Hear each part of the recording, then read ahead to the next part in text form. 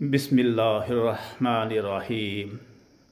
अल्लाह तबारक व तआला ने सूरह नमल की आयत नंबर 62 के शुरू में फरमाया, अम्मन युजीबुल मुतर्रा इज़ा दआहू, भला वो कौन है जो बेकरार की दुआ को सुनता है, बेकरार की पुकार को सुनता है जब वो उसे पुकारे। इस ज़िमन में मैंने बेकरारी की हालत में जब भी अल्लाह तबारक व तआला को पुकारा तो मेरी मदद बर वक्त हुई, उसी वक्त हुई। यूँ तो कई मौके हैं ऐसे कि जब ऐसी हालत होती थी कि अब उसका बयान करना मुश्किल है, बहुत ज़्यादा बेकरारी की हालत होती थी, लेकिन जब भी मैंने अल्लाह को पुकारा उसने मेरी पुकार को सुना। पहला वाक़या मैं बताता हूँ जो कि 1992 का है। उस वक़्त मेरी उम्र लगभग 30 या 31 साल की थी। तो वो एक सफ़र के दौरान मैं एक पत्थर के नीचे आ गया। मेरा पाँव, बायां पाँव पत्थर के नीचे आ गया और ऊपर से स्लाइडिंग आ रही है, बड़े बड़े पहाड़ आ रहे हैं और ऐसा लगता था कि मौत बिल्कुल सामने है। जब ये स्लाइडिंग आती है आहिस्ता आहिस्ता ऊपर से पहाड़ी नीचे को खिसकती है और वो नाला क्रॉस करते करते मैं जब किनारे पर पहुंचा तो एक ही कदम था जो कि अब खुश्की पे पहुंचना था, लेकिन उससे पहले ही मेरा पाँव एक पत्थर के ऊपर से फिसला और वो पत्थर मेरे पाँव के ऊपर आकर के गोया कि वो बिल्कुल फिक्स हो गया है। अब बचने की कोई सूरत नहीं थी। जो वहाँ से गुज़र रहे थे, एक बुज़ुर्ग आदमी गुज़र रहा था, उसको मैंने इल्तिजा की, बाबा मैं मर रहा हूँ, मदद करो। तो उसने मेरी तरफ देखा नहीं।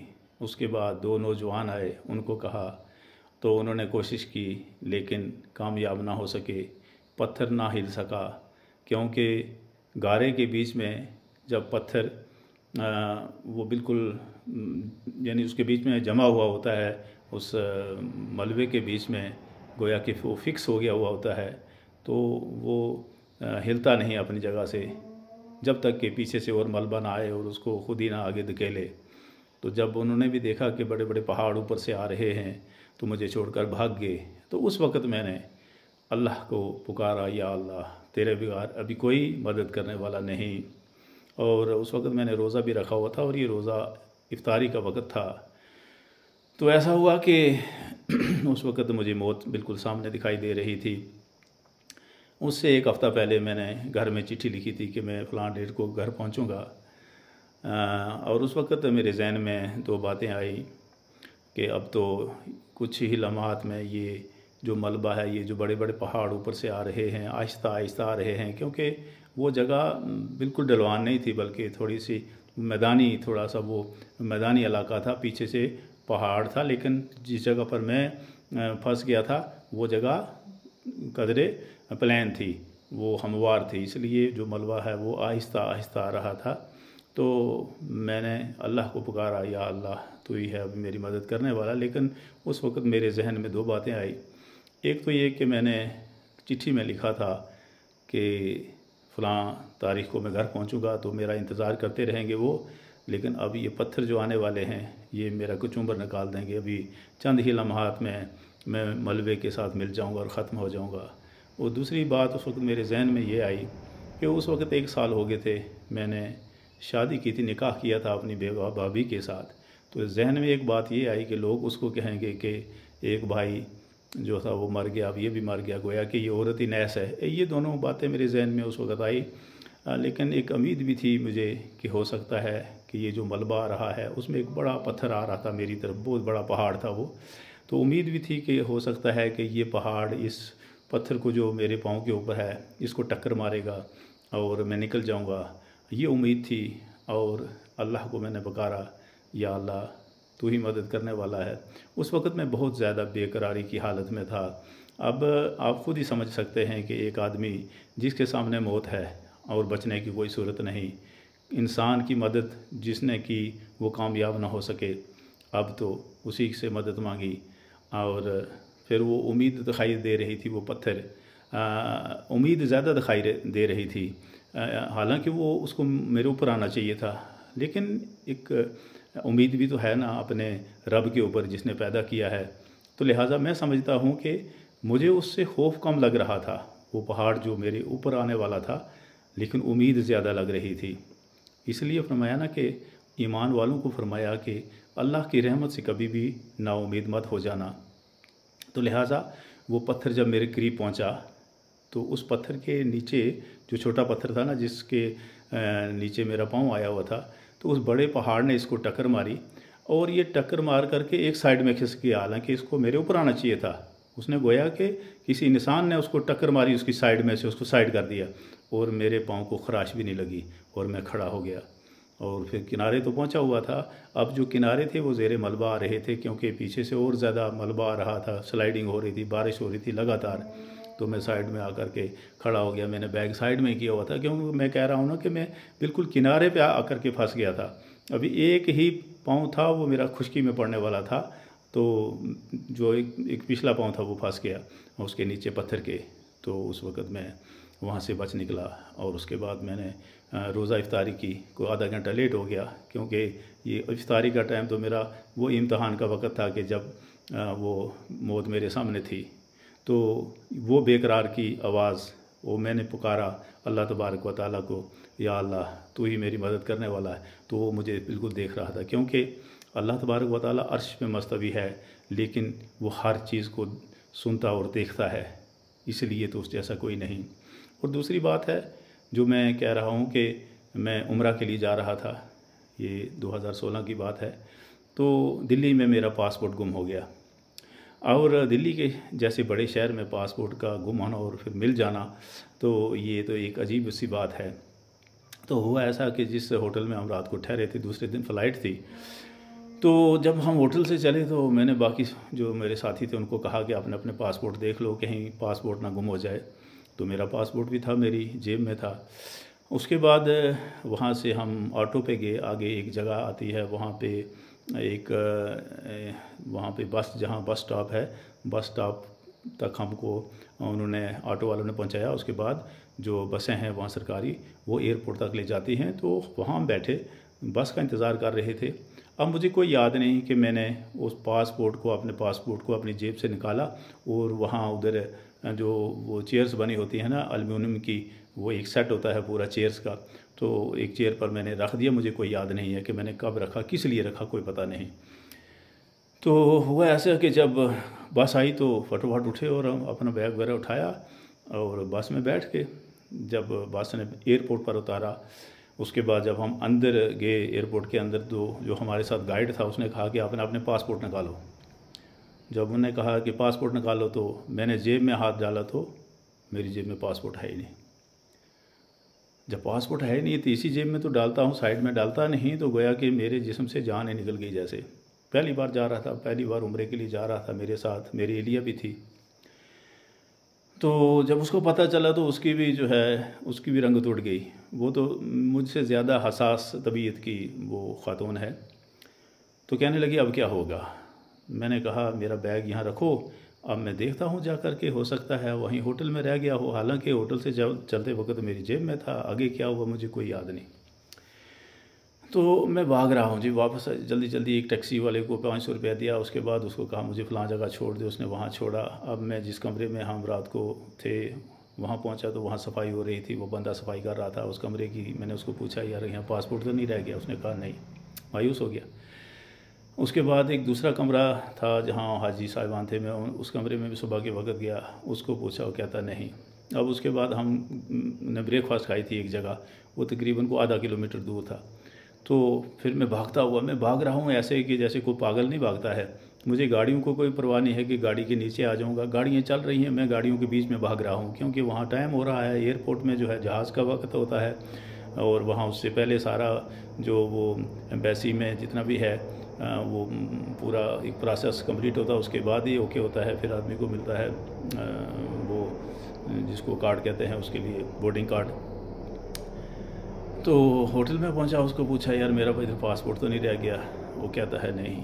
बिल्कुल ही मायूस हो गया मैं, बिल्कुल। अब मैं सोचा अब मेरा पासपोर्ट कब बनेगा दोबारा, फिर मैं उम्रे के लिए जाऊंगा। उसके बाद वो अल्हम्दुलिल्लाह हज भी किया, लेकिन उस वक़्त ये ज़हन में था कि भाई अब بالکل مایوس ہے، بالکل بےقراری کی ایک میری کیفیت تھی۔ تو پھر میں نے سوچا اب میرے ساتھ میری اہلیہ بھی ہے، تو اس کو بھی کیسے جانے دیں گے، میرے بغیر تو شاید اس کو بھی نہیں جانے دیں گے۔ تو بہت پریشان تھا۔ پھر میں ایک آٹو پہ بیٹھ گیا، آٹو والے کو کہا ایئرپورٹ چلنا ہے۔ جب آٹو چل پڑا تو بس میں مایوس ہوں بہت زیادہ، اور بہت بےقراری کی حالت میں کہ اب میرا یہ یعنی کہ عمرہ پر جانا میرا ناممکن ہے۔ اتنے میں میرے ذہن میں آئی بات، میں نے کہا یا اللہ میری مدد کر۔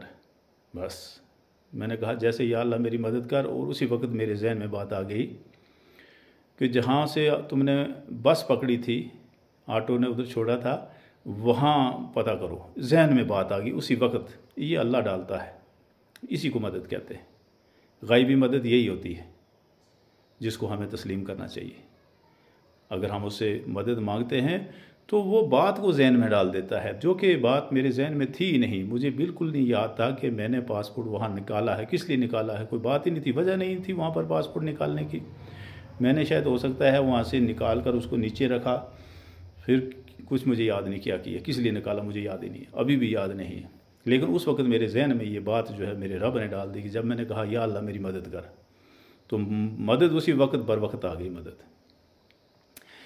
اب میں وہاں تھوڑی تسلی بھی ہو گئی کہ ذہن میں ایک بات آ گئی نا کہ جہاں سے بس پکڑی تھی، جو بس سٹینڈ ہے وہاں پتہ کرو، ایک ذہن میں بات آ گئی۔ اب آٹو والا ادھر روڈ کے تھوڑا کنارے، اس کو میں نے کہا یار ایک منٹ ادھر رک، تو میں یہاں پوچھ لیتا ہوں، ان کو بھی پوچھ لیتا ہوں۔ تو وہاں پر پولیس والا ایک سپاہی تھا، مجھے لگتا ہے سپاہی تھا یا حوالدار تھا، مجھے یاد نہیں اس کو فیتی تھی یا نہیں، لیکن میں نے دور سے ہی کہا میں بھائی صاحب میرا پاسپورٹ تو نہیں آپ کو ملا؟ وہ کہتا ہے، آگے سے سنیے جواب کیا کہتا ہے، وہ کہتا ہے وہ آپ کا ہے۔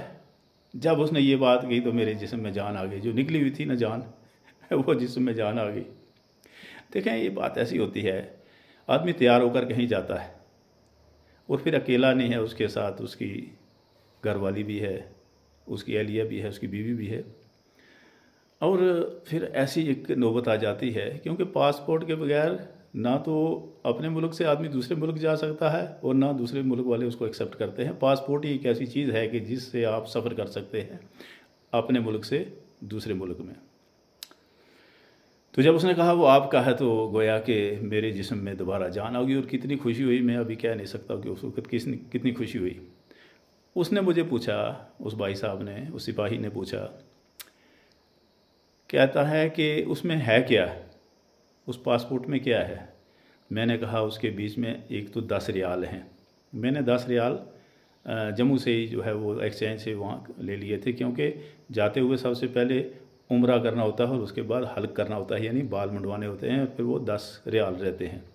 کہیں پہ 5 بھی لیتے ہیں، لیکن عموماً وہ 10 ریال لیتے ہیں یہ بال کاٹنے کے، بال کو اس طرح مارنے کے اوپر، یہ بلیڈ مارنے کے ہے۔ اور کیا ہے؟